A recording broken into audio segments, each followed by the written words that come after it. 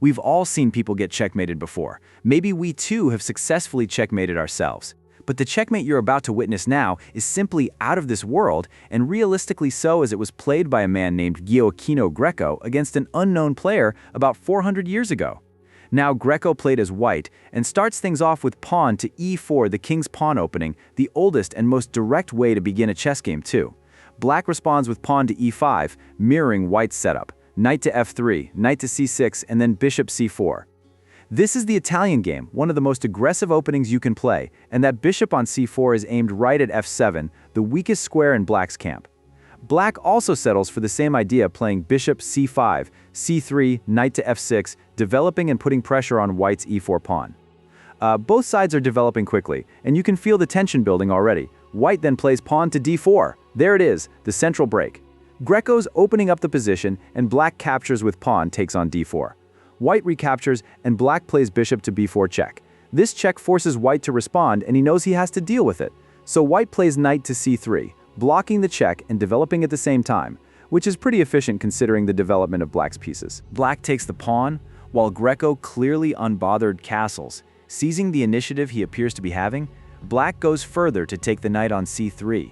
After the exchanges that follow, black seems to have the upper hand, at least from a materials point of view.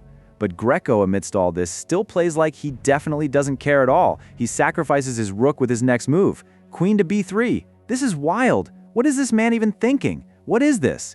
Well, ladies and gentlemen, we don't have to wait for long to get an answer. After black takes the rook, which really is an obvious move, not every day you have your opponent give you a free rook. It's a rook. He's got to take it, right? So anyway, after black takes, we get bishop f7 check, and suddenly, Greco's idea comes alive. He sacrificed his rook to gain a tempo on the black king and take back control from black. Crazy intuition. It had to be just right. Now as the black king goes to f8, Greco doubles down and attacks the queen with bishop g5.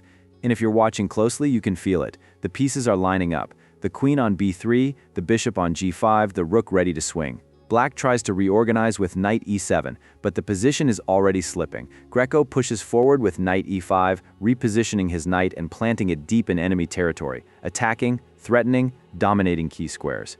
But notice something else? Greco also had the option of rook f to a1, capturing the undefended bishop. But no, he doesn't. Capturing that bishop would allow black just enough time to catch his breath and come out of the situation alive, perhaps doing that with tempo.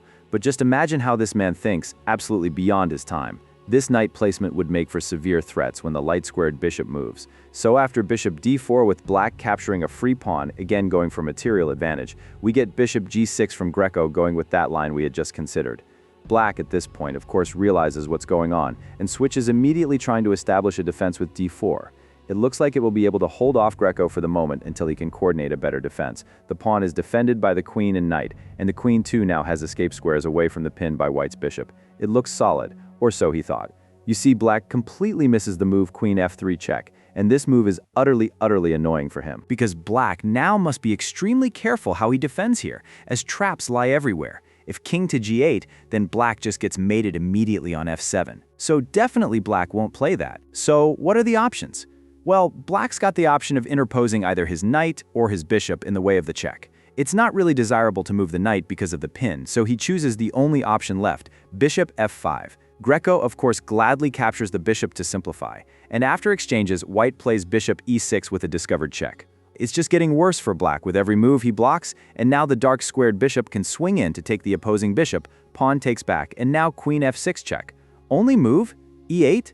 Honestly, at this point black was just pushing it. He already knew it was over and maybe decided to see it out for the love of the game, I guess. So Greco seals the win with queen f7, utterly disgusting. You see, the man behind this game, Gioachino Greco, was one of the first great chess analysts. He traveled around Europe, played thousands of games, and wrote books analyzing tactical patterns and combinations. Games like this one were his calling card. Brilliant sacrifices, devastating attacks, beautiful checkmates. This particular game has been reproduced in chess books for centuries. It's been studied by beginners and grandmasters alike. It's a perfect example of how to conduct a kingside attack, how to sacrifice for the initiative, and how to convert an attack into checkmate. And the opponent? Just listed as NN nomen nescio, Latin for name unknown. We don't know who black was in this game. Maybe it was a casual game in a Roman cafe, maybe it was a paying student getting a lesson, we'll never know. But what we do know is that this game has taught millions of chess players over 4 centuries how to attack. So if you take one thing from this game, let it be this. Material doesn't matter if your king is getting mated. If you enjoyed this analysis, please hit that like button and subscribe to the channel to support my creating videos like this one. Thank you for doing that, and I'll see you in the next one.